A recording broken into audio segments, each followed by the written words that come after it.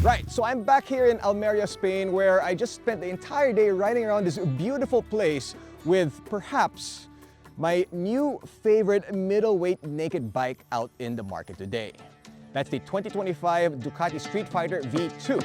Let's find out a little bit more about it in this episode of Beyond the Ride.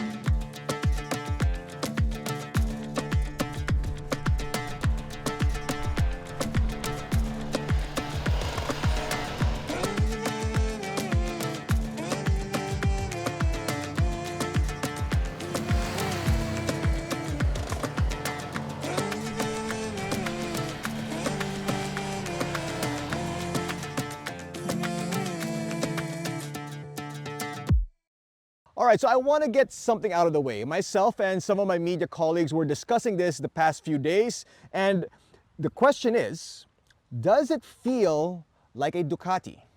Well, I'll say this. It feels like a modern Ducati. When I say a modern Ducati, I mean that moving away from the Desmo era with the all-new V-twin, it does lose some of its old-school Ducati character, but it gains a lot in performance, and ultimately, that's what Ducati is all about. So Ducati says that every time they make a Panigale, and yes, there is a V2 Panigale, a new one, they apply the fight formula to make the Street Fighter version of that Panigale. Ducati's fight formula is a design philosophy that the manufacturer uses. Once they have a Panigale, they will use the same DNA to create a Street Fighter.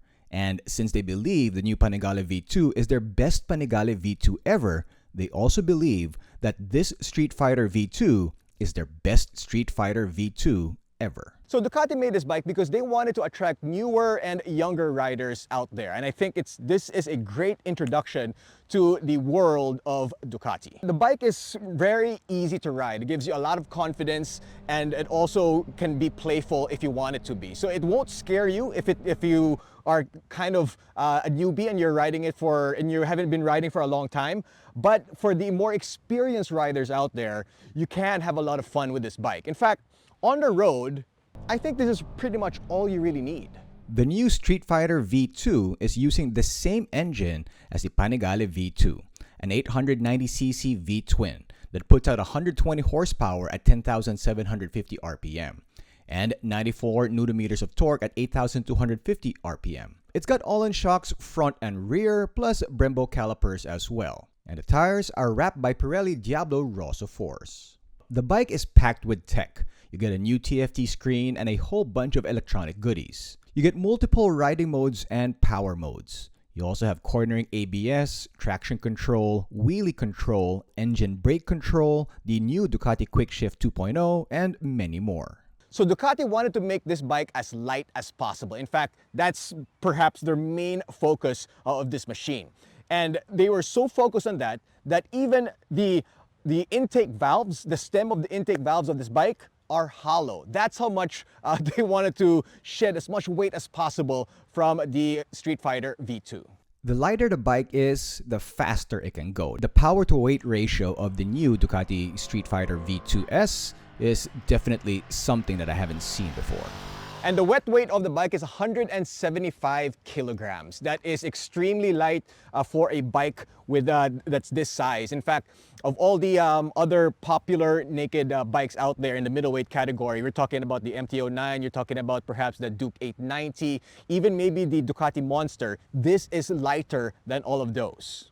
Now, looking at the bike, if you told me this was the V4, I might believe you, because the size, it's almost the same. There's really not that big a difference in terms of the size. Yes, the V4 does have the wings, but aside from that, it's almost the same in terms of, at least when you look at it from a distance, it does look like it's the same bike. I mean, when you see the silhouette of this bike, it's unmistakably a Street Fighter. I mean, it's something that Ducati has, the design team of Ducati has focused on for the aesthetics, and I think they've absolutely nailed it out of the park.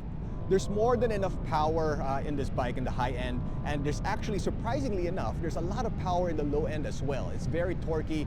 to ride around in the city streets and in some city traffic that we experience here, it was no problem with that situation. And then when you get on the highway, it definitely can go highway speeds. When you get on the twisties, it's very playful.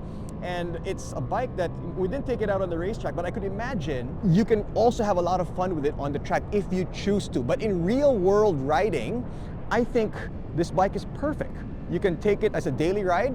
You can have it on the track. If you can also have it for the weekends on the twisties and still have a lot of fun with it. Now, I understand a lot of people who are in the market for a bike like this, you're probably going to want the biggest, the baddest beast out there. And that's probably going to be the Streetfighter V4. But for most people out there, if you're going to be using the V4 on the road, it might be a little much. Yes, it's more rideable now. The new version of the V4 is more rideable now. But the V2, it's a little bit more versatile, in my opinion. I think you can take this and have just as much fun on the racetrack with the V4. But when you get out on the road with real-world riding, I think this is actually a lot more accessible than its bigger sibling. Now, don't get me wrong.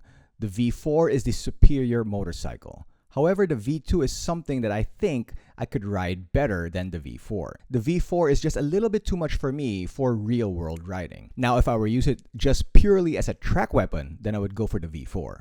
But the V2, this is a special motorcycle. It really is. Just like the V4, the new V2, at least the V2S, is a single seat. Now, if you choose to, you can get yourself the pillion seat and then extra foot pegs as well. But in my opinion, a bike like this, it's definitely something that one person, one up, should have a lot of fun with. Yes, you can ride the two up if you choose to, but I think one up is the way to go. Now, I do love the dual exhausts that they have here, and it does sound really good. To think that it's a stock exhaust, it does sound, in my opinion, really fantastic. In fact, I don't need it any louder than it is. The fuel tank capacity is 15 liters, pretty much on the average for a bike like this in the middleweight category. Don't ask me about the fuel consumption because, well, most Ducati customers out there don't really care about that. So the seat height of the bike is 838 millimeters. I'm 5'6", with a 764 millimeter inseam, and that is the situation. That's how it looks. Not bad.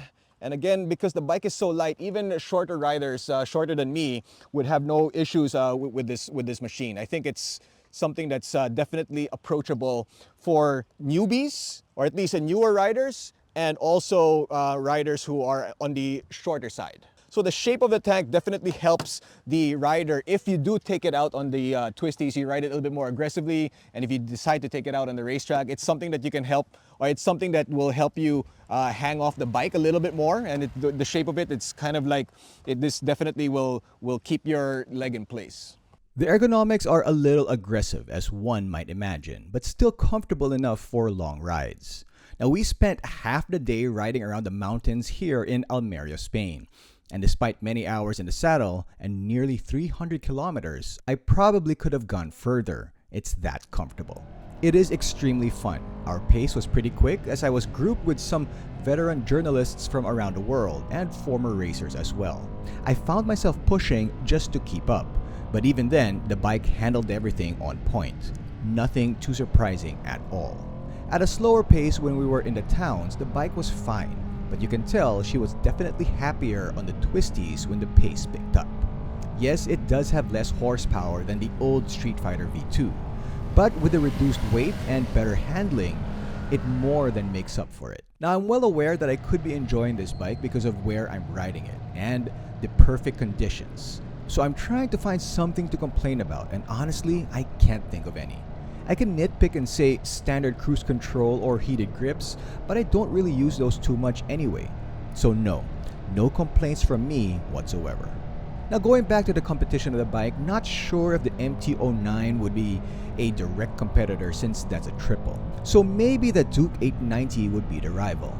And I honestly don't think it's much of a contest. This wins, hands down. The approximate SRP for the Streetfighter V2 starts at 1.4 million Philippine pesos, while the Streetfighter V2S starts at 1.9 million Philippine pesos. All right, so in conclusion, The bike is fantastic. It really is. It's more than enough if you ask me.